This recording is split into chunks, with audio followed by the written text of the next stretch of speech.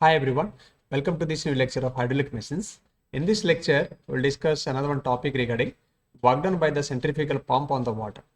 In our last lecture, we have discussed about the working principle of centrifugal pump, and there we have seen that centrifugal pump is used to convert the mechanical energy into hydraulic energy through kinetic energy.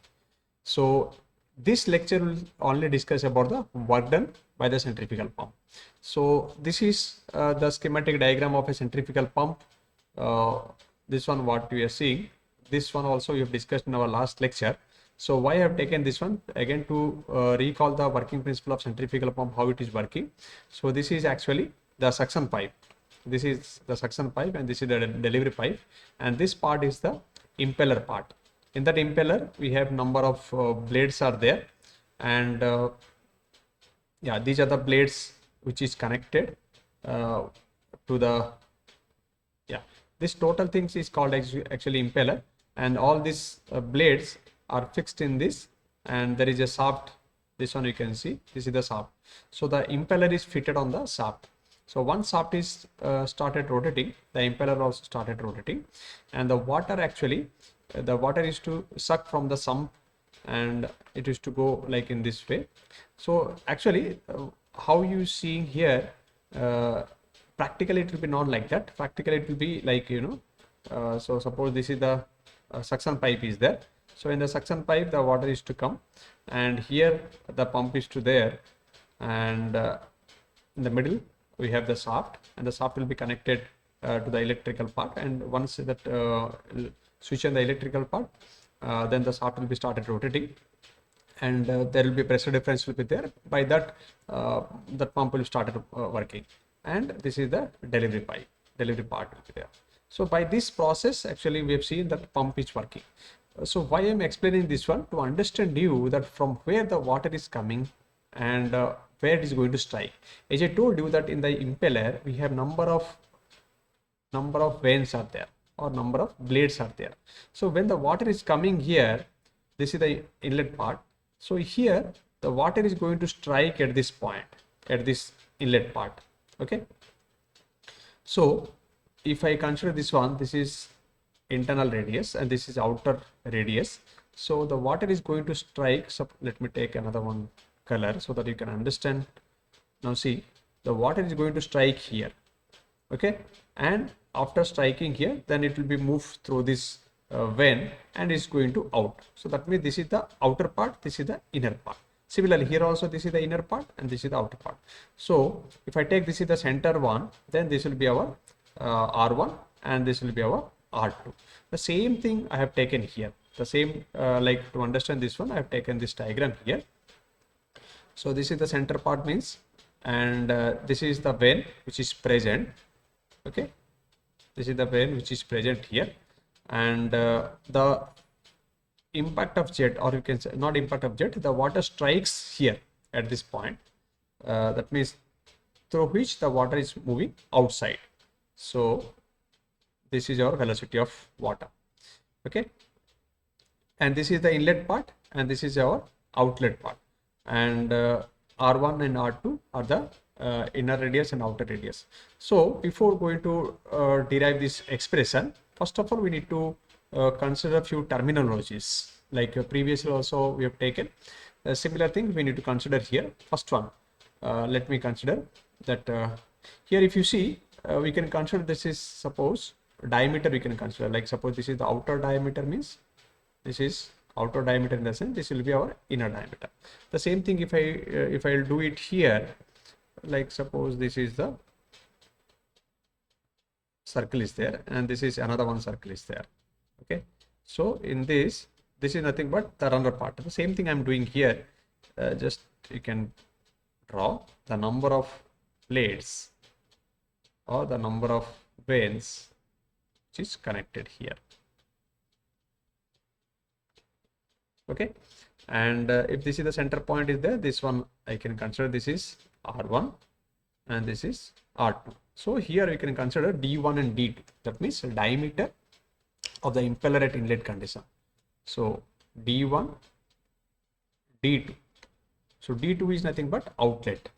Okay, So 1 will be taken for the inlet condition, and 1 will be taken for the inlet condition, and 2 will be considered for the outlet condition. So remaining things you can easily understand. So D1 is nothing but diameter of the impeller at inlet condition, and D2 is the diameter of the impeller at the outlet condition.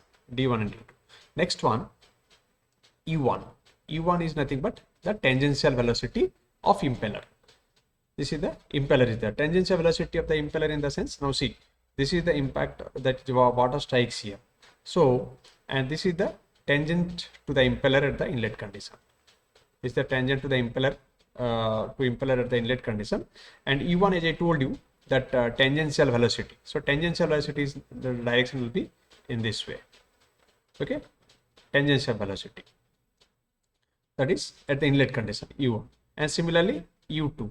U2 is nothing but the tangential velocity of impeller at outlet condition. So what is the formula for this? We know previously this formula is nothing but this one we can write pi d2 n by 60, and here we can write this is pi d1 n by 60. Now here in this equation you can see another one terminology n. So n is nothing but the speed of the impeller.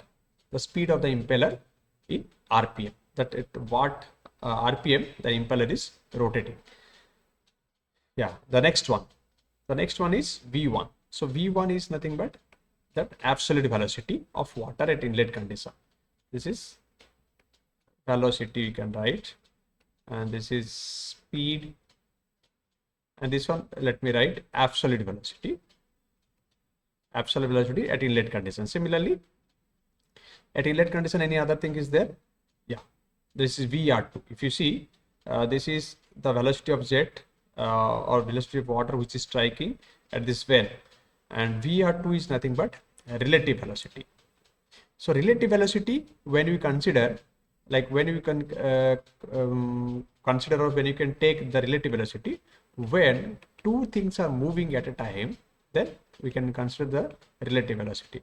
Now if you see here, the water also moving, along with that the blade also moving here. That's why we have considered the relative velocity. Previously our velocity of jet used to incline, but here if you see, it is impacting on this perpendicular to this one. Okay, it is impacting on this perpendicular to the blade here.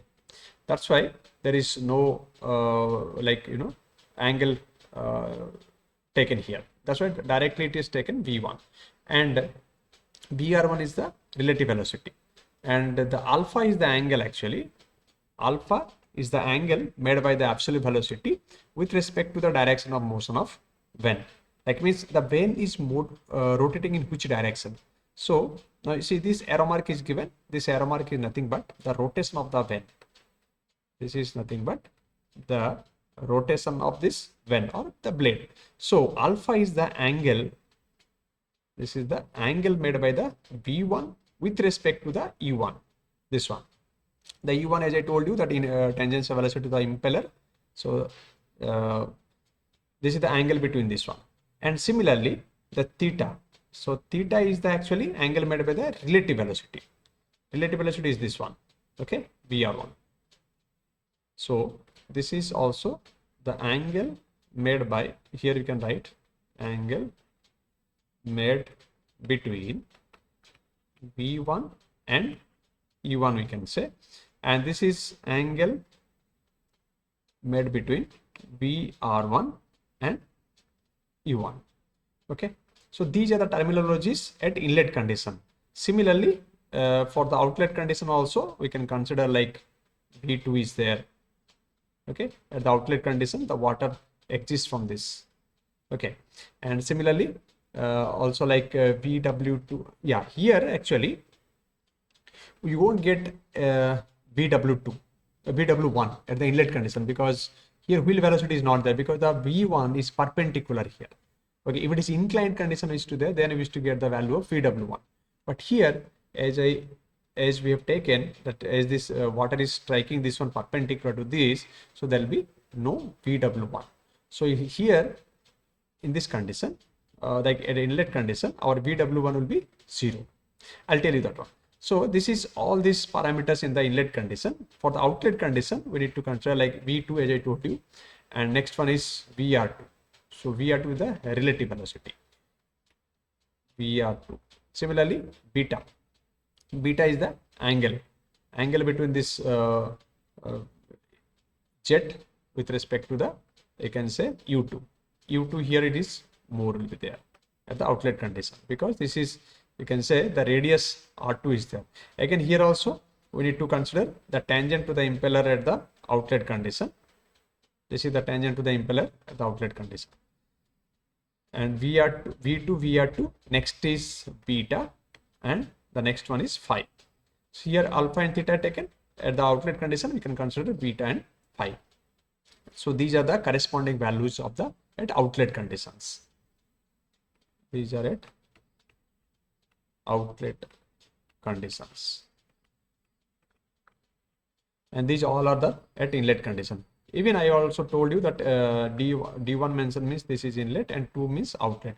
Apart from that, few terminology like alpha, theta and beta phi, there is no 1 and 2 is there, only angles are there. That's why you can write like this. So the next one is, as I told you, the water enters the impeller radially. Okay, the water enters the impeller radially. That's why the absolute velocity of water at inlet condition, absolute velocity in the sense V1. So the water enters, okay, here we can write radially, bracket we can write water enters. Okay, this means the absolute velocity V1, this means the absolute velocity V1 at inlet condition is the radial direction. So V1 is radial. So V1 radial in the sense here alpha will be 90 degree. Alpha will be 90 degree. This one we have taken 90 degree. That's why here alpha 90 degree in the sense there will be VW1 will be 0. VW1 will be 0. And one more is there, VF1. VF1 also, this is wheel velocity, then that will be fluid velocity. We can write VF1. V1 equal to VF1 at this condition. Okay, so these are the terminologies which is used at the inlet condition and outlet conditions. Okay, now we'll move to this work done by the centrifugal pump. So actually the centrifugal pump, if you see, the centrifugal pump is the reverse of radially, I'll tell you this one, this is radially inward flow reaction turbine. Radially inward flow reaction turbine. So centrifugal pump, actually working of centrifugal pump is like this. It is the reverse. Okay, this is the reverse of radially inward flow reaction turbine. Now radially inward flow reaction turbine already we have discussed in our previous lecture. You can see this one actually already I have discussed in the lecture number 42.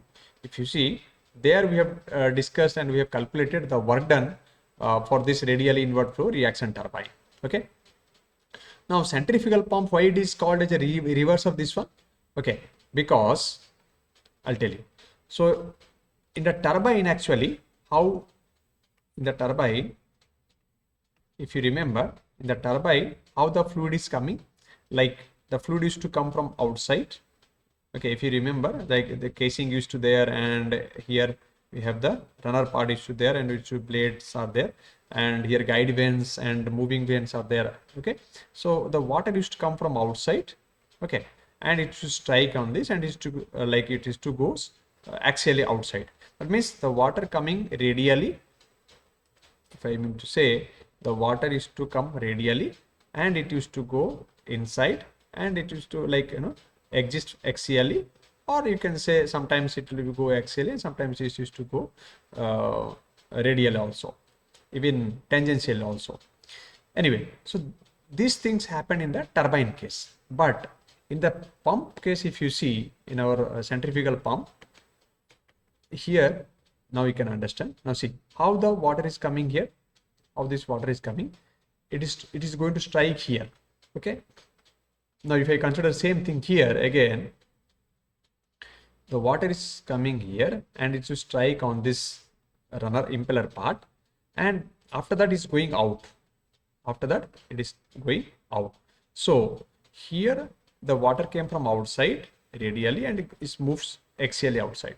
But here how it is, it came inside to this one and going out. That means it's moving outside from this one. So that's why it is called the centrifugal pump is the reverse of radially inward flow reaction turbine. Okay.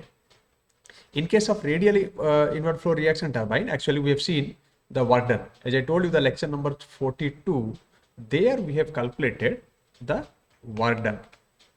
There we have calculated the work done by the water,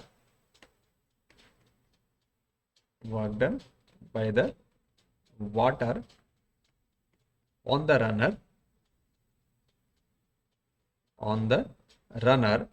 per second per unit weight, per second per unit weight of the water striking per second, of the water striking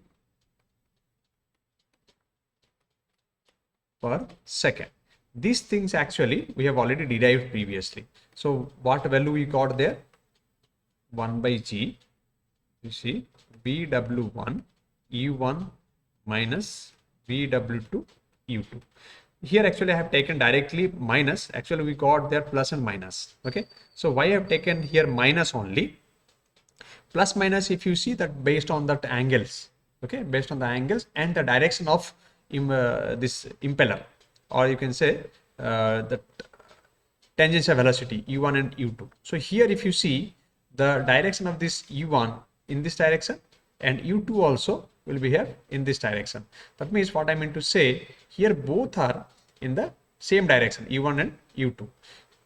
Previously plus and minus is to get for reverse direction, as well as like actually based on the angle, as I told you that beta value is to be less than 90 and more than 90 equal to 90 means we'll use to get the plus minus value.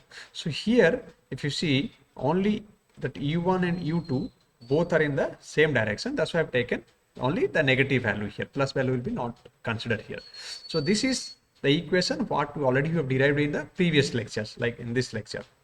So now as I told you that centrifugal pump is the reverse of this inward radially inward flow reaction turbine.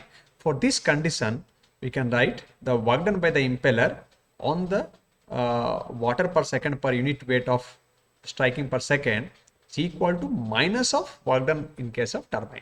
That we can write. This is one method. Okay, this is one method. One more method I'll tell you.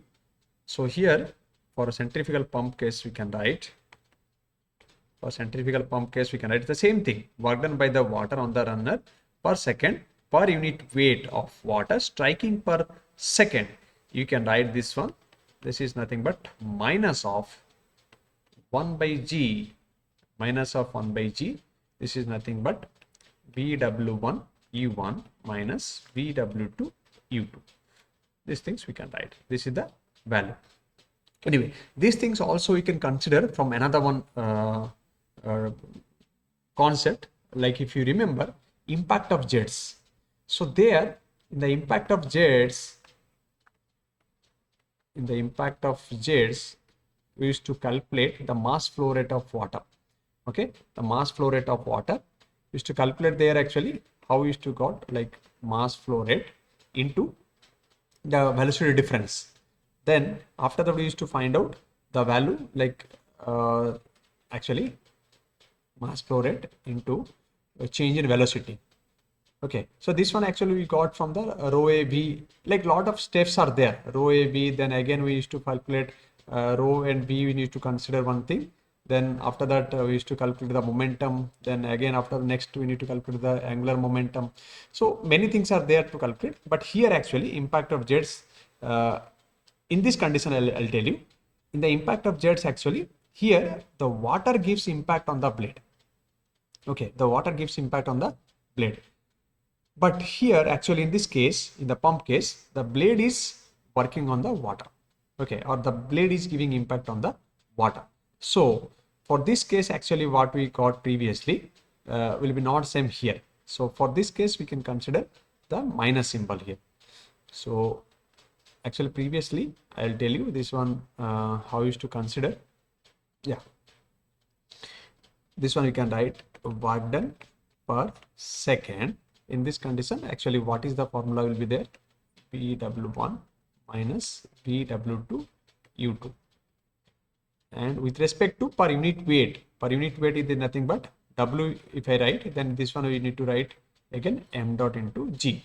So here actually this m dot will be cancelled. So why this minus is taken? Because it is giving reverse. Okay, as I told you, impact of jet conditions, only this part is there, minus is to not there. But here what?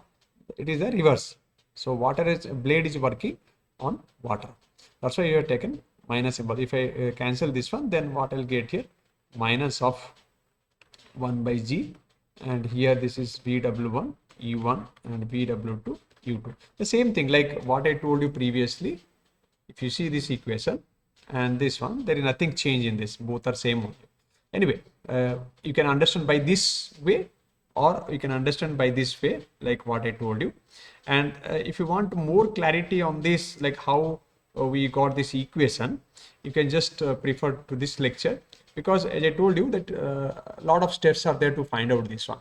Like initially we need to find out the mass of water, then momentum, then momentum in both sides, like inlet and outlet conditions. Again we need to find out the angular momentum at inlet condition, angular momentum at the outlet conditions. Similar, we need to find out the torque. What is the torque in this? That means the change in angular momentum.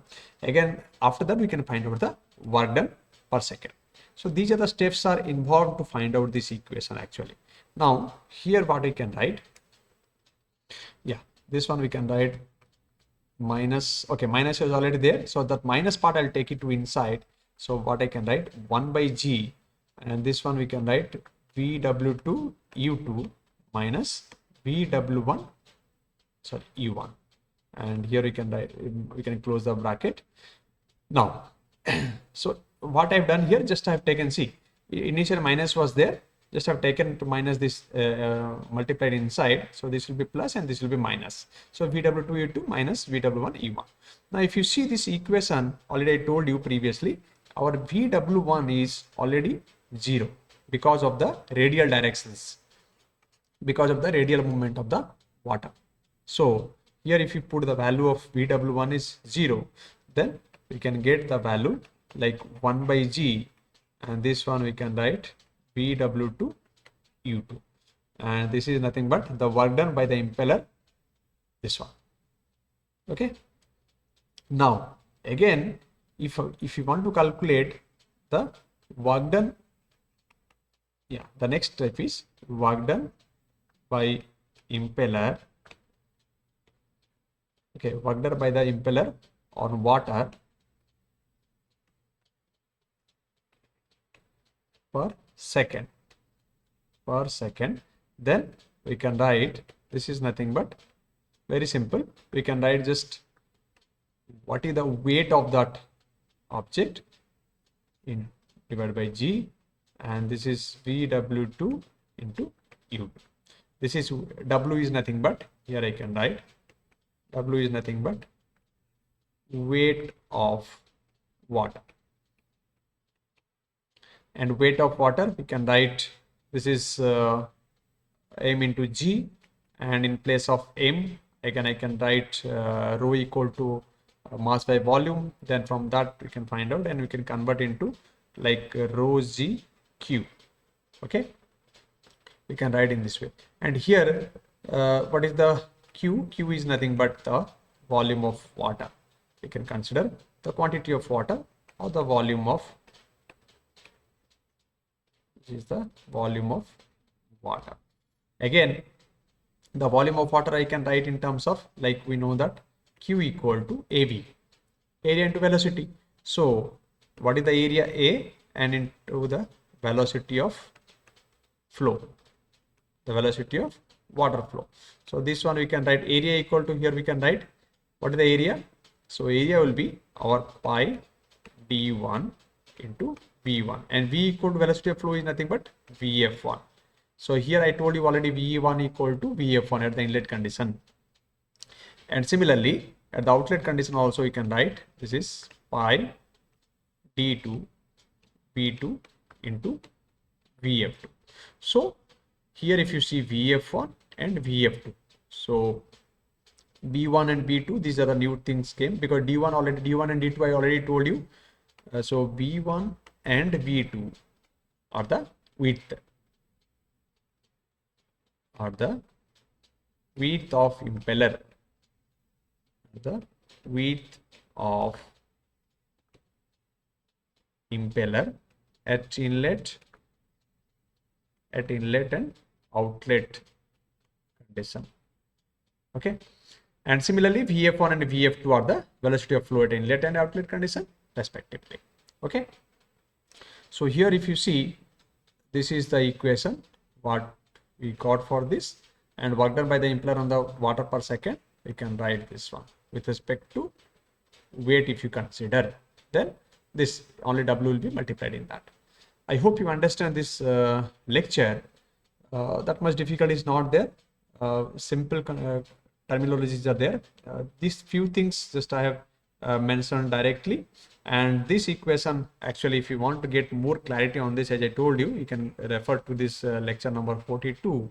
So there it was given more details and clarity how this equation came actually. I hope you understand this lecture. If you're having any kind of doubt and query regarding this, you can give a comment on the comment box. Thank you.